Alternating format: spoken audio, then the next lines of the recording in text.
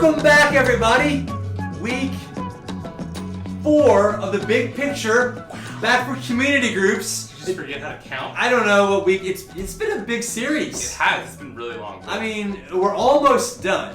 It all wraps up this coming Sunday. Yeah. But this week was a good one. And so before we get to the end, we've got to talk about this past Sunday, because it was a good one. Yeah, your boy Joseph, I mean, finally, after all of this rooting for him, he finally ended up in a place where, I mean, it's better than prison.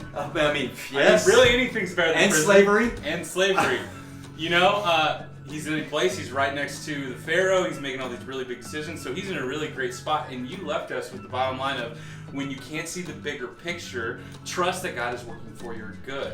Now, even in the midst of all this awesome stuff that Joseph is now going through, which is great, he still has every right to look back at all the craziness that's happened and go, you know, what is the point of all this? What's going on? Why is this happening to me?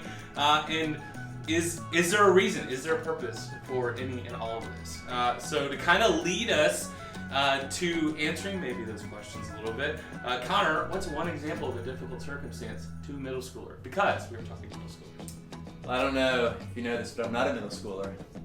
What? No. I know. No. I know. However, You do have. I have a middle schooler. So I would say, I mean, there are a range of difficult circumstances that I believe middle schoolers go through that can start off as difficult as maybe a multi-gig download on your PlayStation before you can play your favorite game, and the only thing you've been looking forward to do when you get home from school is to play that game, but there's a download. That's the first world problem. That is definitely one. So that's one, ranging all the way through, you know, like middle schoolers. That's when like friendships can change. Yeah. You know, maybe if you change a school, or even if you change a friend group, or you have a breakup with a friend, all the way to. I mean, I don't know if you know this or not, but we've been living in a global pandemic. No. Were you aware of that? No, Have you sorry. heard anything I missed it. I must have been like Patrick about masks? Star under a rock. Under a rock, you know. Yeah. We're living this weird time though, and honestly, you know, while I don't know many middle schoolers that have got the Rona, the COVID. Hey, mom, dad, aunt, uncle, Graham, you know, that kind of stuff. That when a family member gets sick, that's a real difficult circumstance, you know, that you could be experiencing. Because I know we're experiencing that. Yeah. Well, we want to make sure that y'all are getting involved in this. So we've got a question for you. So hit the pause button after I ask you this question and answer it with some of the people that are around you, mom, dad, sister, siblings, or maybe even texting up your friends what you were thinking. But on a scale of 1 to 10, how difficult is it for you to trust God when you're dealing with a difficult circumstance? So on a scale of 1 to 10, so hit that pause button and go ahead and take some time to answer that question. And they're back. Hey! That's how that works. So, do you think that God can use someone's difficult circumstance for good? Absolutely. I mean, if we're learning anything from Joseph's story, that's the case, right? That it's not like Joseph had one bad thing happen. He's had multiple things happen to him, and yet we're seeing that the Lord is with Joseph, and he's clearly using this, as we're going to find out also the conclusion of the series, for Joseph's good and to give God glory. And so yeah, I mean, the Bible is full of stories like that, people who go through difficult situations and circumstances, only for him to use that for their good and for his glory. So what's one way that you've seen God use someone's difficult circumstances for good?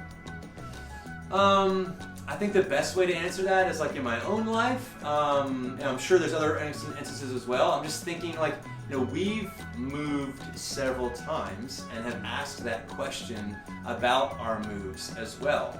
I grew up here in Baton Rouge, moved to Lafayette, came back to Baton Rouge to go to LSU, and we've moved as a family, and now we're back in Baton Rouge, clearly. But maybe one of the most difficult ones, relatable to our middle schoolers, is in middle school, my family moved from Baton Rouge to Lafayette. And so clearly I moved cities and moved neighborhoods and moved schools and moved sports teams and moved all that kind of stuff. But I don't know if you know this, Austin. You could just FaceTime with Connor. This is in a day and age before cell phones. No, that doesn't exist. I think it was before the internet. That's a myth. I'm fairly certain it's before the. I know I had no cell phone, and I don't think I had the internet. So it's not like, oh, I was just gonna move and then we'll just snap and DM and Insta my friends and catch up, because that didn't exist. I had to use payphone. I mean, and I wasn't writing letters. That's fair. It wasn't gonna happen either. All right. So, and so yeah, that was a very, very difficult situation. And yet, I mean, God definitely used that for my good. I mean, I got saved in that church. I ended up practicing my first ministry roles in that church.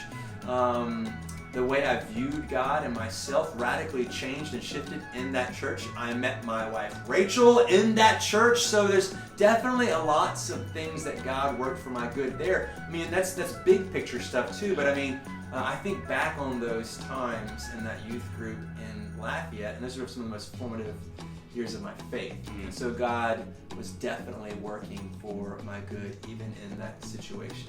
And so despite how it feels or looks in the midst of it, looking back on it, you can clearly see that God was at work. Yeah. And we want you to do the same thing, to be able to internalize this and process this and think about this. Yeah. And so I ended the talk last week with what is one situation in your life right now that you're asking, what's the point? So let's take it a step further, all right? This week, what's one way you can trust God even if you don't understand the circumstance you're in or what He may be doing in the middle of it? And you're like, I don't know, it's really deep. Well, hey, that's a great question, because here's one of the things that we're going to do to help you. Your XP this week is going to help you think through and answer some of those big picture questions. So it's real simple. It harkens back to week 1 when you filled in some of the answers. And so it asks 3 simple questions, all launching from our bottom line. When I can't see the bigger picture, I can trust that God is working for my good. Question number 1. When I have moments where I struggle to believe or feel like my circumstances are too much to handle, I can say this to remind myself that God is good no matter what. That's not a question, Austin. Sorry. That's just something for you to answer, all right? Statement. That's a statement. If you need help with this, I gave you an example in the talk from Sunday. So if you go back to that, check it out. But answer that for yourself. Second one, this is an example of when God worked for my good in the past. Yeah. This is one of those things that looking back and reflecting on how God has been with you from past experiences can help you now. And maybe, like we've talked about, you need to go and ask your friend or a sibling or a mom or dad to help you with this. But think about how He's helped you. And then lastly, this is who I'll go to when I need encouragement during difficult times in my life, right? Write down who that's going to be. If you don't have someone to write down that and that blank, write down Austin. Or Connor. Write down me, or your small group leader, or someone that you can go to there that can help you out, and make sure that you spend some time. Hey, if you, this is gonna feel kind of weird, but if you don't have the other ones, this is match up. What? I don't know if you see what's happening here. It's not, Austin, it's not gonna work. Is this gonna work? Is this gonna happen? You're heading All of these. If you should have all these. If you're missing these, though, they're all on. At the end, there'll be an image that goes on the screen here. But this is the deal. There's something coming into focus. You missed one. As if there's a bigger. I think it's a duplicate of another one. I don't know. There'll be an image on the screen here that shows them all. But yeah, you could say that it's a pretty big picture. You could say that if you were seeing it perfectly. Good. Hey, so we're so happy we got a chance to do this with you guys. We will see you next Sunday with week 5. Week 5. The last week. The last week. And yeah, we're so excited. See you guys then.